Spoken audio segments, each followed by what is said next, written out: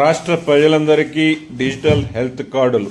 Davos సదస్సులో CM Revanth Reddy 4 కోట్ల మంది తెలంగాణ ప్రజలందరికీ డిజిటల్ హెల్త్ కార్డులు రూపొందిస్తున్నామని సీఎం రేవంత్ రెడ్డి ప్రకటించారు. దావోస్లో జరుగుతున్న ప్రపంచ ఆర్థిక వేదిక సదస్సులో బుధవారం నిర్వహించిన హెల్త్ కేర్ డిజిటలీకరణ అంశంపై ముఖ్యమంత్రి రేవంత్ ప్రసంగించారు. అత్యుత్తమ వైద్య సేవలకు, సాఫ్ట్వేర్ సేవలకు హైదరాబాద్ రాజధాని అయితే నాణ్యమైన వైద్య సేవలు పొందడం చాలా ఖర్చుతో కూడుకున్నది. ప్రజలందరికీ ఉత్తమ వైద్య సేవలు అందించాలన్నదే నా లక్ష్యం.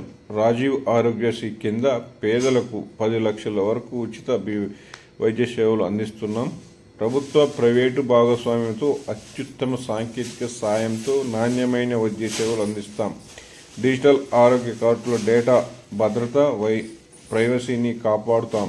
ప్రపంచ వ్యాక్సిన్లు, ఔషధాల్లో 33% హైదరాబాద్లోనే ఉత్పత్తి అవుతున్నాయి అని రేవంత్ రెడ్డి స్పష్టం చేశారు.